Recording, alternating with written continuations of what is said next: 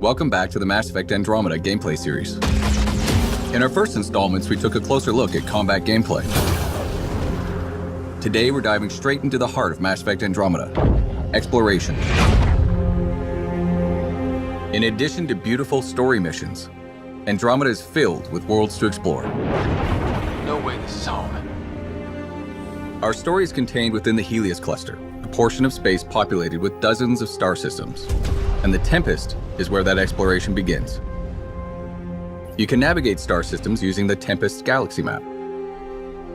From planets to moons to anomalies and starships, wherever you are in Helios, you'll now be able to see everything that exists outside the ship's main windows in real time. In Andromeda, there are over 100 planets to discover, and a handful of beautifully crafted worlds can be landed on. And that's where the adventure really begins. Each world you visit has its own story, its own characters, and of course, its own challenges. Today, the world we're going to visit is called Eladin. Exploring the opening landing area called Paradise, you'll quickly discover that the heat on this planet can be deadly. Water is scarce, and mysterious ancient artifacts dot the landscape guarded by dangerous remnant creatures. Basically, to live here, you have to be desperate, or Krogan. But even the Krogan aren't happy, and they don't trust anyone from the Initiative, least of all a Pathfinder. How you deal with the Krogan and these challenges will ultimately determine your success on Eladin. We need the Krogan, and the Krogan need us. Before you set out, you'll get an update from your AI, pointing out key locations. The Remnant monolith suggests this was indeed supposed to be a golden world. We're going to start the adventure by heading over to the Krogan colony, but the choice of where to go is ultimately yours. Our all-terrain rover, the Nomad, is key to quickly covering the expansive landscapes throughout Andromeda. You can also enhance the Nomad with a series of functional upgrades designed to give you better turbo boost, higher jumps, better handling, and more. While you're exploring, one of the key objectives will be to discover locations to call down forward stations. Once found, each of these will act as a fast travel point and allow you to change your loadout or call the Nomad if it gets lost or destroyed. They also offer resupply and protection from any environmental hazards. Our conversations at the Krogan colony point us in a few directions. Exiles are causing trouble at their base, the Flophouse, and a derelict remnant ship may have a drive core the Krogan are in desperate need of. Let's head to that ship and see what we can find. Out here, we are more exposed to the heat. In Andromeda, all of the planets have localized and/or global hazards. The Pathfinder and the Nomad are both separately outfitted with life support systems that help protect against these hazards. But once you run out, you'll need to find a safe location or a forward station to recharge. I'm reading a normal temperature range, Pathfinder. As you travel throughout the world, you'll find new areas to explore, new characters, and new storylines. Ultimately, all of these discoveries will help raise the viability of the planet. Increasing planet viability does two things: allow for the creation of an outpost and upgrade the Nexus, the Andromeda Initiative's space station. Before a planet can support an outpost, you'll first need to get its viability to at least 40% by pacifying threats, allying yourself to locals, solving environmental problems, and accomplishing specific tasks related to that planet's story. For example, in the case of Eladin, your relationship with the Krogan will determine whether you can build here or not. Regardless of whether you build an outpost, your exploration and discoveries will also give you Andromeda viability points. Reaching thresholds will allow you to upgrade the Nexus and wake up more colonists from cryosleep. Who you decide to wake up will determine what perks and advantages you'll get. Will you wake up scientists to give you an edge in research and development? Military personnel to give you an edge in combat? Or merchants to give you a leg up when trading? But of course, not everything on these worlds will be so straightforward. Andromeda holds many mysteries, not the least of which is a vast network of ancient vaults. Simply figuring out how to access one of these vaults is a challenge in and of itself that can take you across an entire world. Once inside, you'll need to rely on skills from every element of Andromeda gameplay, including exploration, environmental navigation, puzzle solving, and combat to get them back online, and then make it out alive. Go! And resolving the mystery of these vaults may just hold the key to survival in Andromeda. This is unbelievable. At its heart, Mass Effect Andromeda is a game of discovery and exploration. The choices you make and the places you go let you blaze your own unique trail through Andromeda. Whether you're exploring the depths of a crashed starship or delving into the core of an active volcano, the more you engage with the world around you and the characters in it, the more that world will surprise you with what's waiting just around the corner. It's really gonna be something, isn't it?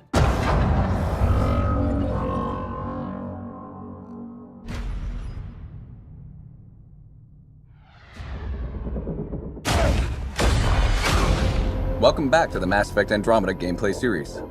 In this video, we will take a look at profiles, favorites, and your squad. As you level up in Mass Effect Andromeda, you'll gain access to dozens of skills and over 300 skill upgrades. You're free to pick any skill without being limited to a class, which allows you to create a pathfinder that is totally suited to how you want to play.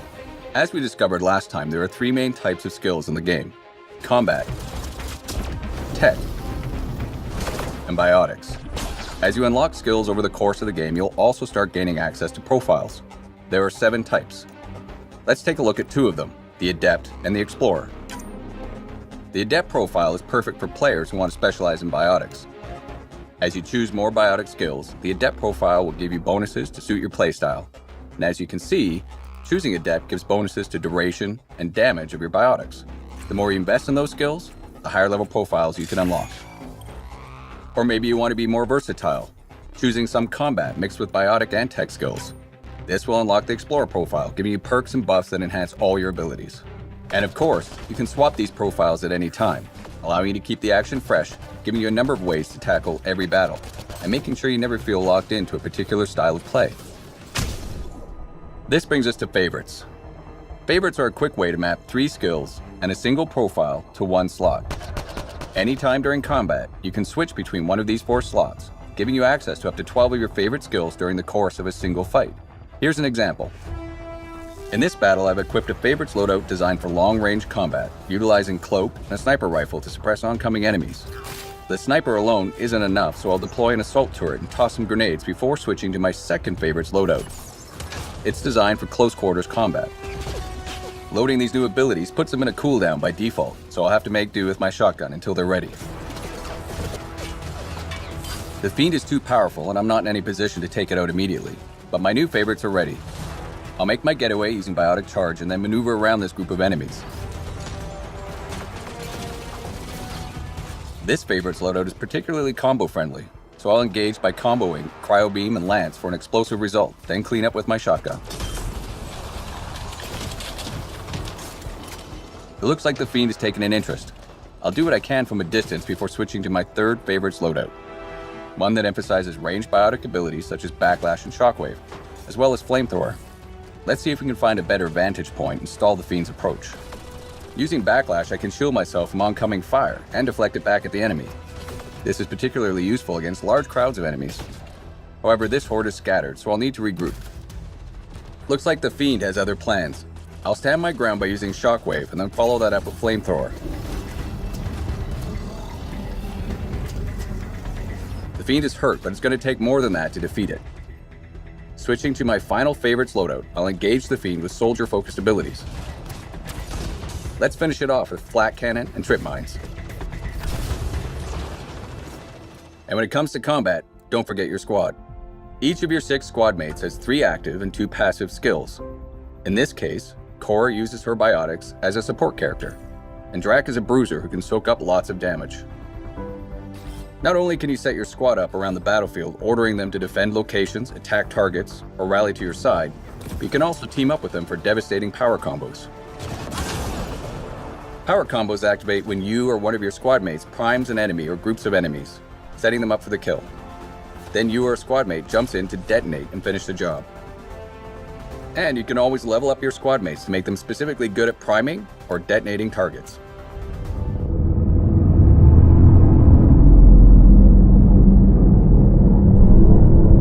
We're explorers first, but it's a new galaxy. We need to be ready for any situation, including combat. I'm Liam Costa, Security and Response Specialist for the Pathfinder team. Before we set out, you need some basic firearms and mobility training. The name of the game is adaptability. Only so much cargo space on the arcs, so initiative weapons and armor, designed to be customized multiple times in the field. There's 4 main types of guns to work with: pistols, shotguns, assault rifles, and sniper rifles. Pistols are your standard medium to short range weapon. Easy to aim and fire, and low recoil so you can shoot on the move. Lightweight, quick to reload. When you're ready to punch it up a little, Carnifex pistol with grenade launcher augmentation for the advanced user. Next, shotguns. Perfect for getting in close. Shotguns are simple. For large targets, grouping, or just some extra kick. They hit hard with a wide shot pattern. Like all our kits, they're highly adaptable. A personal favorite, katana with laser shells.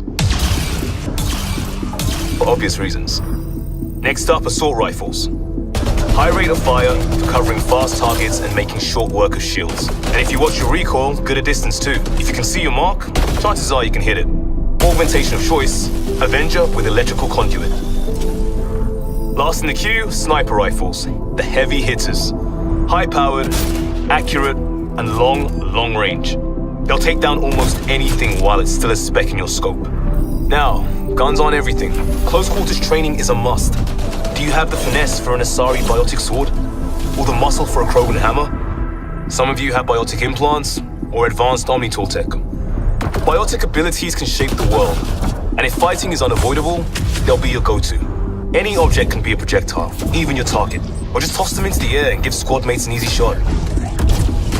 When you're manipulating combat at a gravitational level, almost anything is possible. Omni-tools are tools, and they're just as useful for defense and offense. With tuning and training, they can be outfitted to freeze, burn, or electrify. And never underestimate a tried and true Omniblade. Options are key. I prefer a little of everything, but if you focus on certain skills, you can do amazing things. Biotic Specialist, Adept is the path for you. Feeling tactical, Sentinel is the way. Want to get in fast and shake things up? Vanguard. Have a look at each specialization, and you'll get an idea of what they can do, what you can do. Last but not least, let's talk mobility. Fun mobility. Jump jets. Need the high ground? You've always got it handy. A quick dash will get you out of an attack path. Like everything else, jump jets are adaptable if things get rough. Nothing better for exploration. The initiative is about a new beginning, pioneering. With the right gear and the right skills, we'll be ready for anything. Everyone has a role. And most importantly, we've got each other's backs.